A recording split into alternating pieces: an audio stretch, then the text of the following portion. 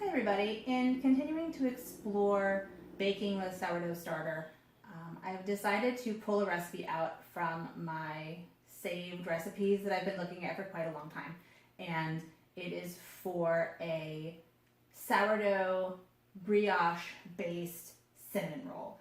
So this is going to take all evening, and then I'm going to finish it up in the morning. I have all my ingredients here, and I will put a link to the recipe in the description below. Brioche is a dough that includes eggs and butter, so it's an enriched dough.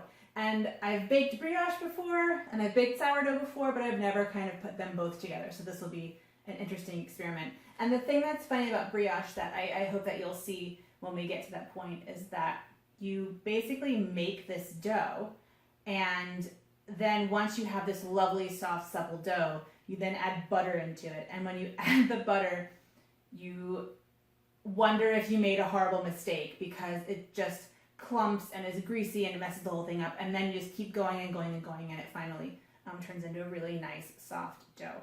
For a brioche, you kind of really want a mixer.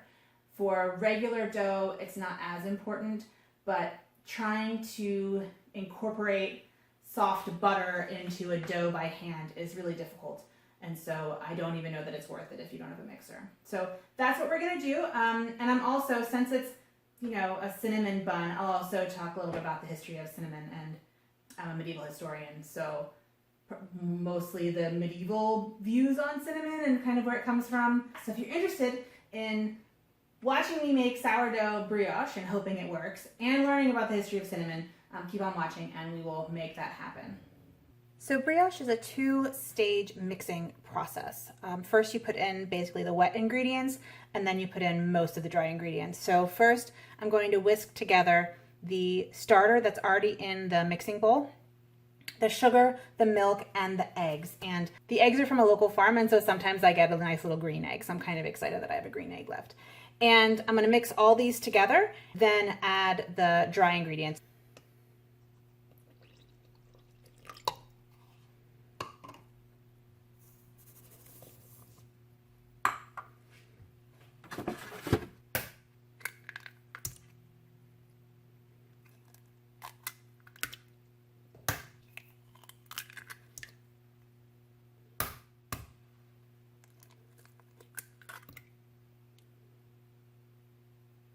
And whisk it up.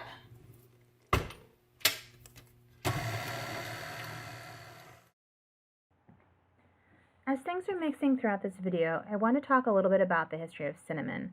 One of the things I love about history is that everything has a history, and for me, the common things like food, clothing, and medicine are the most interesting parts of history. These common things touch every aspect of life, sometimes in unexpected ways, and exploring those objects can tell us so much about life in the past. But for now, let's get back to the recipe.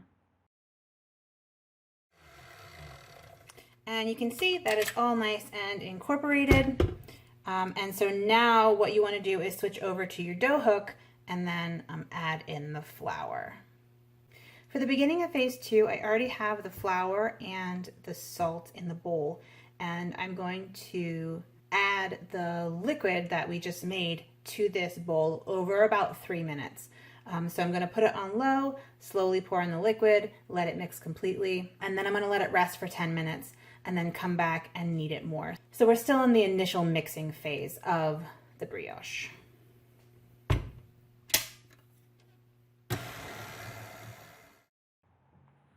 The first question we need to answer is, what is cinnamon? We know what it looks like, either a rust red powder that I sometimes get confused with cayenne pepper to disastrous results, or a rolled stick that we get out at Christmas time for those who celebrate, and put in mulled wine or cider or potpourri. Cinnamon originally comes from Sri Lanka and southern India, in particular the Malabar coast. It is the inner bark from a variety of trees from the genus Cinnamomum, which I can never pronounce.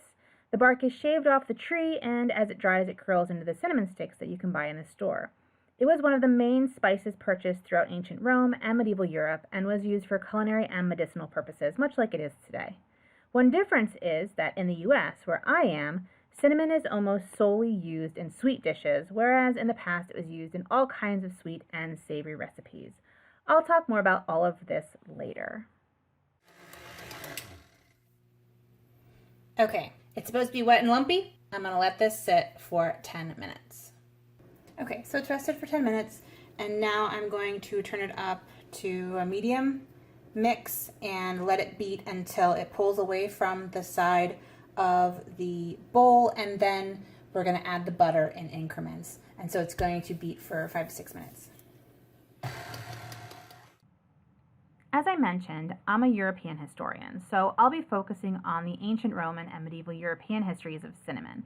I'll include a bibliography in the description below so you can check out the texts I'm referencing. Cinnamon, of course, has a much longer and very interesting history in Asia and Africa, but I'm not as familiar with the whole story, just bits and pieces, so I'm going to stick with what I know. I'll also be somewhat conflating ancient Roman medicine and medieval medicine, as they had very similar views of medical theory into which cinnamon fits, and honestly, this isn't a conference paper, so I feel like you guys will give me some leeway. In European history, cinnamon was an important spice and was fairly expensive. This expense made sense as it was being shipped from the Indian Ocean to Europe, which is expensive. However, in order to further justify the price of spices, spice traders told fantastical stories about how difficult it was to harvest them. And each spice had its own tale of daring do, and cinnamon is no different. Pliny the Elder was an author and natural philosopher who died in the eruption of Mount Vesuvius in 79 CE, and yes, there is a Pliny the Younger. Anyway, he wrote about cinnamon in his book Natural History, where he states, "An incredible story was told in far-off times, first of all by Herodotus, who is, just an aside, the father of history, that these two spices, cinnamon and cassia, are obtained from birds' nests, especially from those of the Phoenix, in the region in which Bacchus was brought up. According to the story, the nests are dislodged from inaccessible rocks and trees by the weight of meat brought to them by the birds themselves or by means of arrows weighted with lead." Now, Pliny doesn't believe this story of the birds, but others did, and stories like this justified the high price of spices and also prevented Europeans from being able to find the spices were they so inclined. So for hundreds of years, Europeans enjoyed cinnamon as an expensive luxury good, but how they used it is a story for later. I think that's a pretty good consistency, and I did add a couple tablespoons, maybe 2.5 tablespoons of flour in as it was mixing because it was a bit too runny. You want it to be wet but not really runny. So I'm going to grab the butter out of the freezer. The butter, you want it to be soft but not too soft, and so it had been sitting out and was at room temperature, but it felt a little bit soft to me. So I put it in the freezer about a minute and a half ago, and I'm going to pull that out and add that in increments. You need to keep it mixing until each little pat is incorporated before you add the next one. So I'm going to put it on medium low speed and put in sort of 1/2-inch pats of butter until it's all incorporated, which should take possibly 8 to 10 minutes. So let's start that. I mentioned that cinnamon in both ancient Rome and medieval Europe were used in cooking and also as medicine. In ancient Rome, there was a famous gourmand from the 1st century CE named Apicius, and we have several hundred recipes attributed to him, although it's unlikely that he was the one who was actually cooking the recipes, because as a wealthy Roman, he would have had slaves who did the cooking for him. However, in this group of recipes, there are some interesting uses for cinnamon. For example, this recipe for boiled lobster with cumin sauce, the text states, "Real boiled lobster is cooked with cumin sauce essence, and by right, throw in some whole pepper, lovage, parsley, dry mint, a little more whole cumin, honey, vinegar, broth, and if you like, add some bay leaves and malobathrin," which is probably not how you pronounce it. Now, this last one, which I cannot pronounce, are the leaves from the cinnamon tree. And in fact, he felt that these leaves were good for all different types of seafood recipes, especially bivalves like oysters. On the medicinal side, Romans used cinnamon for all sorts of different medicines. And we need to turn to Galen, who was a physician and philosopher who died around 200 CE. And he promoted Hippocrates' theory of bodily humors. And Hippocrates is he of the Hippocratic Oath fame. So, what are bodily humors? In this theory, the body was filled with four fluids that needed to be in balance to maintain optimum health. And these fluids corresponded to various levels of hot, cold, and wet, dry. And if your humors were out of whack, you would fix it by eating, drinking, or doing various things to kind of get them back in balance. And this is where cinnamon comes in. Cinnamon was considered hot and dry because when it got to Rome, it was dried and it's kind of spicy. So it was used when a person's humors were cold and wet. For example, in Galen's Art of Physic, he states, if the stomach is too moist, be sure that person doesn't have an appetite for his food. And in such a case, take cinnamon, galanga, which is a ginger-like root, cloves, pomegranate seeds, of each a like quantity, beat them to powder, and let the sick take half a dram every morning in any convenient liquor. Now, notice that all of the ingredients are kind of spicy, and they were probably dried by the time they got to Rome. You would take a similar remedy if your stomach was too cold, same with a wet, cold liver and a wet, cold heart. Now, you may wonder, how do you know if your heart is wet and cold? Well, I'm glad you asked because Galen tells us. According to him, quote, indications of the heart when coldness with moisture abounds are softness of the pulse, fearfulness of mind, slowness of body, and scarce spirit enough to be angry, much less to fight, unquote. So taking spices as a medicine would balance out this wetness and get you back to your formerly combative self, apparently. Galen's view of medicine influenced medieval medicine tremendously, so we'll see very similar remedies for the next 1,300 years. We'll also see many more recipes with cinnamon, like culinary recipes with cinnamon, because it became more popular for food as time progressed. I want to get away from talking about cinnamon for a second and slow down the video a bit so you can see what happens when you add the softened butter to the dough. And you have seen this in sort of fast motion throughout this whole conversation, but I want you to really take a look at what happens. And when I said that you wonder if you made a terrible mistake, I hope you can see why. When I throw the butter pats in, they just kind of smear on the side. And in some cases, I had to help them along with a butter knife previously. I don't know if you saw that. And they take a while to incorporate in. And that's why this phase takes so long. It takes 8 to 10 minutes of really good beating. And this is also why it's really difficult to do this by hand. And like I said, I don't recommend that you do it by hand. So you want to make sure that the butter is fully incorporated before you move on to the next step, because that butter incorporation is what gives brioche the melt in your mouth kind of short crumb. That is what brioche really is and makes it so delicious.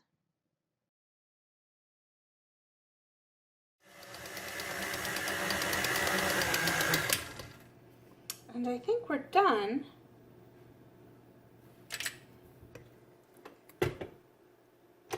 It looks pretty well mixed. I don't see any pieces of butter. When I scrape it out, I'll make sure, but it looks like it's all mixed together. So what I'm going to do now is put it, it needs to prove for the first proof. I'm going to use my red bowl, which is my proving bowl. I'm going to put it in there, and because it's too wet to knead, what I'm going to do is put it in there and do a stretch and fold method.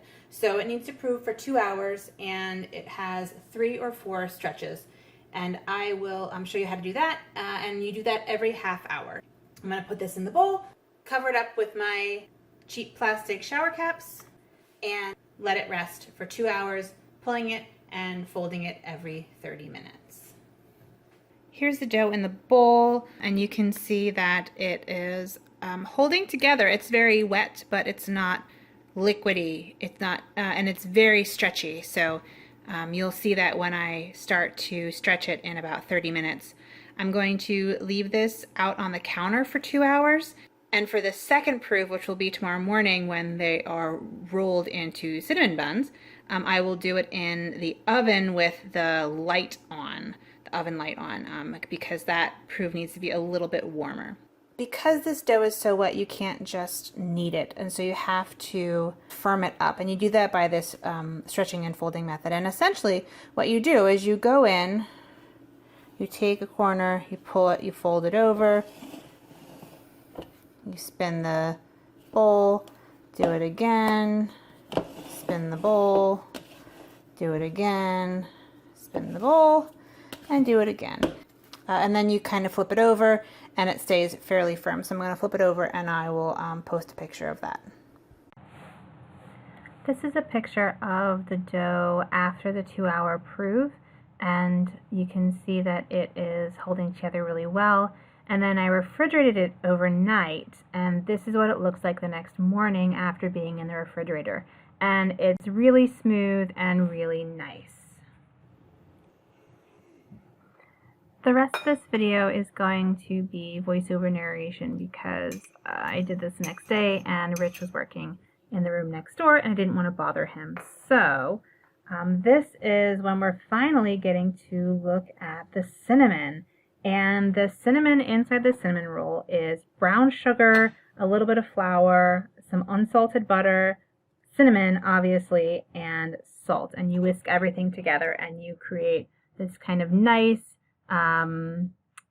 sugary, cinnamony crumb for inside the cinnamon buns.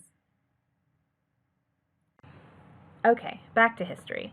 Moving to the Middle Ages, cinnamon grew in importance as time progressed, and according to Paul Freedman, by the end of the Middle Ages, cinnamon was one of the 4 main commercial spices, along with pepper, saffron, and ginger. Also called quenelle, it can be found in all sorts of recipes, in particular fish recipes, that come to us from the later Middle Ages. As with most spices, cinnamon was expensive and was a lucrative trade item. For example, in 1343, merchants who bought cinnamon in Cyprus sold it for a 41% markup in Barcelona. A common way medieval Europeans ate cinnamon was in a Camelline sauce, so named because of its color like that of camel fur, and this color was achieved with lots of cinnamon. The sauce was used all over Europe with some spice variations, but cinnamon was always the main spice ingredient. And we have recipes for this sauce used on things like fish, beef tongue, and rabbit. And the sauce has an almond milk base, which is blanched and pounded almonds, and adds raisins, breadcrumbs, verjuice, which is a sour juice made from unripe grapes, and cinnamon. In Italy, they added saffron to this mix, and in France, they added ginger. Once you have everything mixed up really nicely, you want to make sure you cover your brown sugar mixture because brown sugar dries out really quickly and you want this to not dry out. And put that aside while you deal with your dough. And your dough at this point has been risen and rested and cooled, and you flop it onto a floured surface. Sprinkle a little flour on top of it so that you can roll it out and it won't stick to things, and then you roll it out. And the goal is to have a flat rectangle, about a 1/2 inch to 1 inch in thickness. And this is what it looks like after I have put all of the cinnamon mixture on the rolled out dough. And you'll notice that there's about 1 inch of un-cinnamon dough at the top. That 1 inch will allow the naked dough on the top to stick to the naked dough after you roll it, so it'll stay rolled together when it bakes. And so here we're starting to roll our rectangle into an actual roll. And you start from the bottom, the part that has cinnamon all the way to the end as opposed to the top, which as you saw was a little bit naked. And you move back and forth across the roll using a scraper if you need to, and just try to get it started. And eventually it'll just kind of start going, and then you'll stick it to the top where you had that 1 inch unsugared and cinnamoned spot. While I roll this up, I want to finish up our cinnamon history with its medicinal uses because, as with the Romans, cinnamon was an important part of medicine in the Middle Ages. Cinnamon was still considered a hot and dry spice and was used to help with digestive issues like we discussed with Pliny and also gum decay. cinnamon was also part of spice mixtures that were considered aphrodisiacs, and they thought that it cured impotence. It was believed that impotence in men was caused by excessive coolness and wetness. So we'll hold that thought while I get this roll sealed. And as you can see, I'm kind of pinching the edges together so I can secure the roll, and then I will cut it into roughly 2-inch slices. After they're cut, I will place them side by side in a Pyrex pan, which you'll see in a bit. All right, so back at humoral theory, men were hot and dry and women were cold and wet. And this meant that cinnamon would make men more manly because they'd be more hot and dry. So this all really makes sense in humoral theory. And it may sound really silly to us, but the idea of spices causing arousal did not end with the Middle Ages. In the late 19th century, John Kellogg, he of cornflakes fame, was a doctor who believed that, quote, exciting and irritating foods, unquote, was a cause for sexual sins. Now, there's no evidence directly connecting his invention of cornflakes with lust, but it definitely fits into his wider view of spices in food. And cinnamon would have been one of those spices, so you can think about that when you're eating your cinnamon buns. And that's it for cinnamon history. Like I said, I'll put the links to the books I referred to in the description box below. Paul Freedman's Out of the East in particular is one of my favorite books, and I highly recommend it. Here are the cinnamon rolls sitting in the Pyrex pan. I covered them with plastic wrap and let them prove for a final 2 hours. And I did this in the oven with just the light on for the first hour and a half. And then I took them out for the last half hour so I could preheat the oven to 400 degrees. I only prove in the oven when I want a really warm proof. And here you can see what the rolls look like after their final proof. And then I baked them at 400 degrees for about 20 minutes. The recipe calls for 20 to 25 minutes, and I know my oven cooks hot. They ended up nice and golden brown, as you can see, and I let them cool and I put on a cream cheese frosting and enjoyed them. I hope this video inspired you to try sourdough cinnamon buns, and I've included the link to the recipe from The Perfect Loaf in the description box below.